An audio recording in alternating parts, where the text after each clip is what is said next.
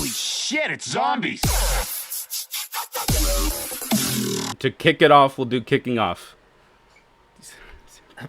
My bad. Fuck yeah. My bad.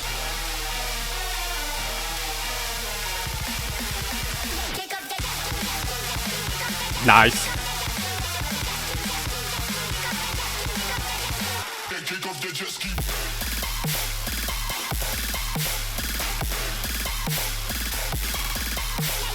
God, I love how much ADHD the sound design has. This isn't even the best part of the track. It's not? No. Okay. I like this bit too. Oh God.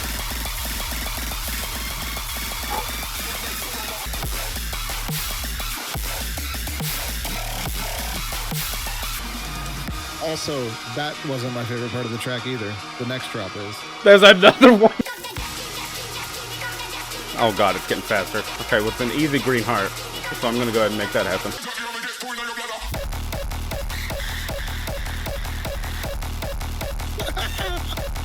Where the hell? I don't even like hard style like that, dog. I don't either, but that's... I can get with that. God that was damn. a lot to take in. Like you kind of put it, it was like ADHD sounds and then like a lot of variety and different flows and shit. It was pretty crazy. I think that's the most clean Nimda tune I've heard. In terms of that was not how all the sounds. That was not really what I was expecting when you clicked on his name. So I mean, not in a bad way, but it was like you said, like I'm used to hearing like the tear out Nimda, where it's like super fucking heavy, like 140 gun bass type of shit. My only carryover from that I don't like in this is like some of the high end is really white noisy, but that's like very like signature Nimda. You need to be borderline deaf by the end of the tune, or it's not a Nimda tune. Emergency from Jessica Audio, Decimate remix. I don't even know the original, so. I also don't know the original.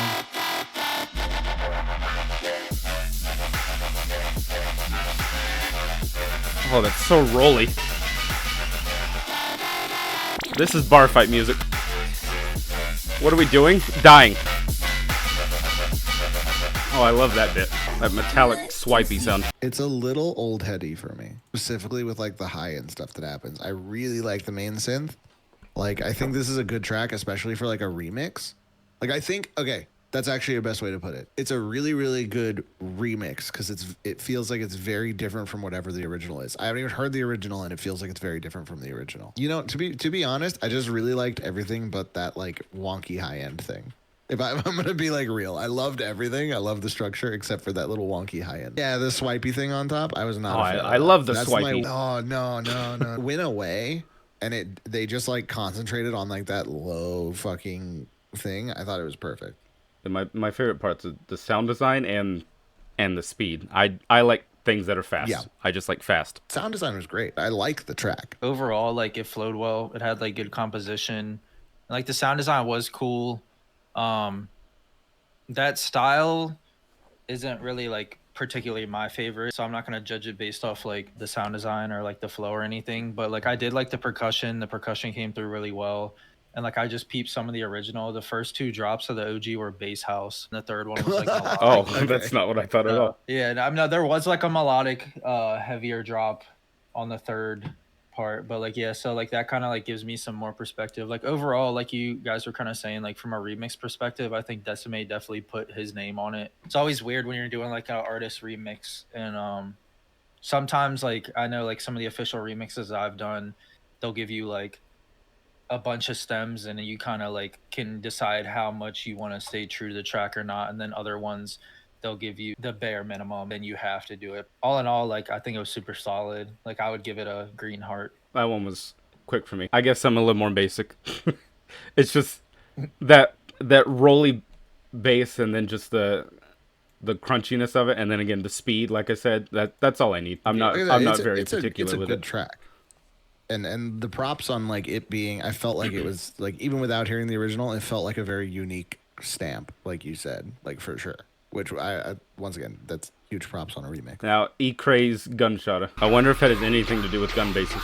Just a theory. I hope it doesn't. I hope it's house.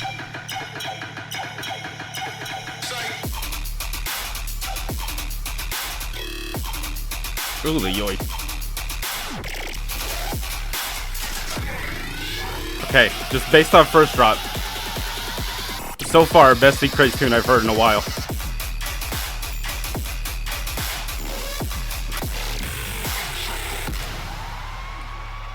Damn. Man, it's cracked. Yep. I don't see E-Craze's name talked about nearly enough as it should be.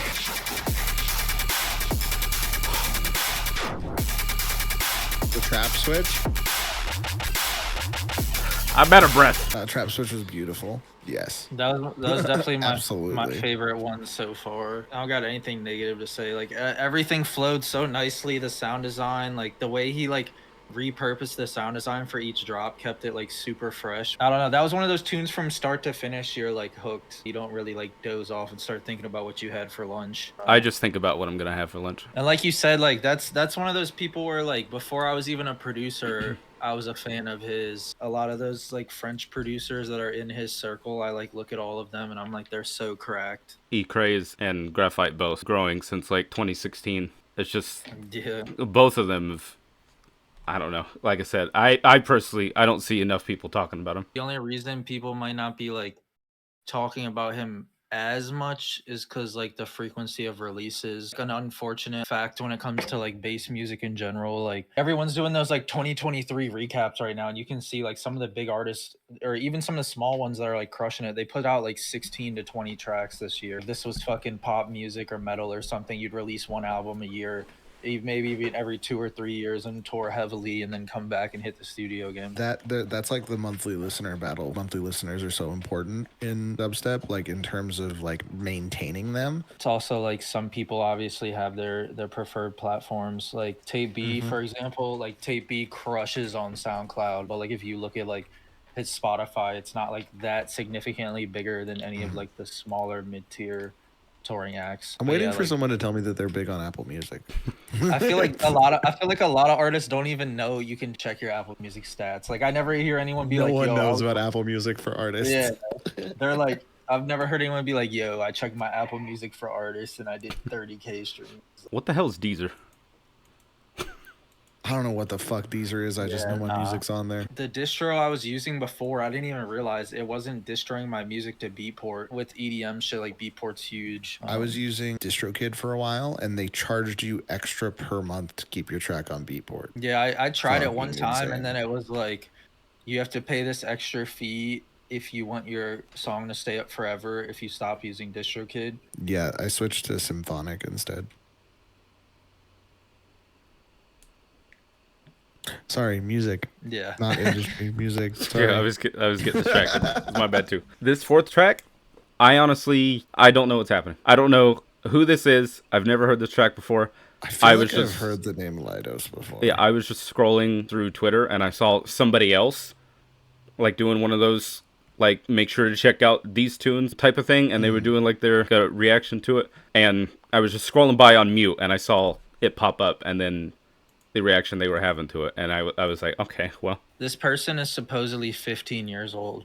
Okay, well that's gonna make me feel even worse about myself when we listen to it then. I was looking at their SoundCloud, it says 15, and on their recent, they reposted a free Roblox thing. That's their most recent repost on SoundCloud. Plot twist, it's an R&B tune. That'd be hype. It's gonna be Wook bass. This first 30 seconds is already better than what I could do at 15. What the fuck? Oh, it's that low guttural rolly bass again. Nah, this different, dog. I'm torn between enjoying it and just feeling awful about myself.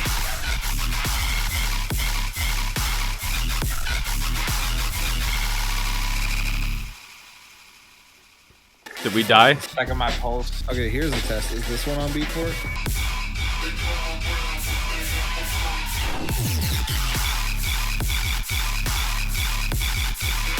God, it's so Fucking evil. no. That Side one, note, before we that one react got me to this, heated. my bad to cut you off, but like I just looked at Beatport's charts. How is Boss Fight by Hold #1 and it hasn't even came out yet? Just saw that. I was like, look, because we were talking about it. I was like, fuck, let me look at the charts to see what's good. And it's like he's been promoting this song dropping tonight at midnight. I'm like, how the fuck is it #1? Because it's midnight somewhere? I don't know. Overseas is rocking with him heavy. I want to go This first. track's sick. Yeah, I want it. I think I want the the only track. The only comment I got is it literally made my body heat up. That's it. That's all I got. That was sick. I just like personally, I thought it was a little long for like what it was, but like everything else was super sick. Like I didn't mind could it, but agree with like that. like some tracks that are 32 bars or plus, like it's more of like a, I'm thinking of it more from a live aspect. That style of music isn't necessarily like something someone's gonna throw on their, well, maybe not. Everyone would throw on their morning commute to work. You know, it's like I would. a lot of that style is made to be played out live. This is one of those tunes that I would do that. I would walk down the street on the way to work. You know, Conor McGregor walking. 15 years old. That's fucking insane. I want to know how long he's been producing. Because if he's 14 making years. that at 15, yeah, exactly. Bro came out the womb, laptop in hand. Already. I was on FL Studio Mobile on the iPad, dog. Now, Skeletor and Badfella.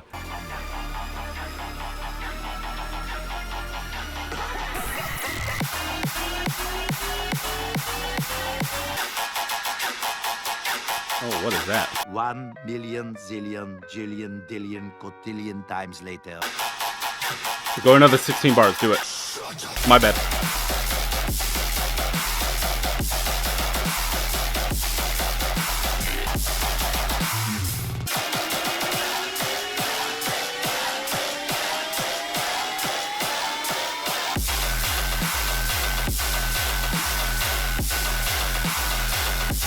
Oh, yes! Skeletor the goat, dog. 1 million, zillion.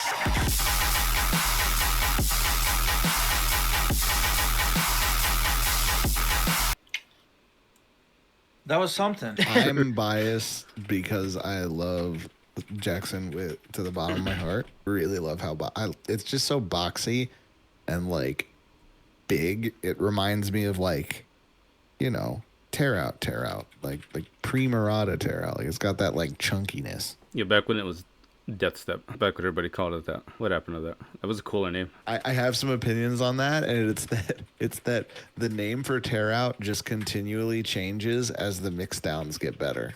Minotauri at the bottom. You got Death Step at the middle. You got tear out up top. It's just each tier. You just come up with a new name. No, that was sick. Absolutely. It was pretty much exactly what I expected from both of them. Like, they're both super sick. I love both their music. And, like, I was excited to hear this one. I don't know how I haven't heard it already, to be honest. I'm slacking. All together, final thoughts for all 5 tunes to wrap up the recording. Super sick. My favorites are definitely going to be Gunshotta, Close, and Necrotic Waltz. Kicking Off would be on there, but I think those 3 just were, like, more unexpected for me. Side note that I did already listen to Kicking Off, but other than that, I mean, yeah, what a cheater, man. Really good roundup of tunes. You went too early. What a cheater. What a fucking cheater. That's why Kliptic waited. He knew. Okay? The Decimate remix was it's solid. It's just not as much my thing as the other 4. I 100% agree. Like, same order and everything. Like, I think all around, though, they were all good in their own way. Like, none of them I was like, eh. Like, they're all cool. But yeah, the E-Craze one was like, that one just like all around production, idea, flow, sound design, execution, like everything. I would say that one was definitely number 1 in my opinion. Plus I'm a dubstep kid, so I'm a little biased. Like, the more he made like a lot of like my favorite like mainstream-esque bangers back in the day during the NSD days. Yeah, that was Graphite and E-Craze collabs on NSD, dog. Those were the days. Yeah, Graphite and E-Craze are like the French Spaghetti and Ehide. Like, they both just they came up together pretty much, but just both of them, even though they get compared a lot, they still have their own unique sounds.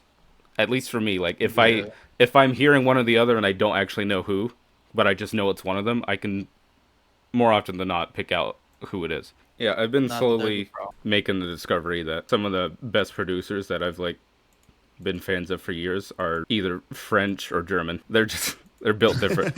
A lot of the headliners I've noticed, like festival headliners and shit, a lot of them are Canadian. I didn't even realize how many of them were like Canadian.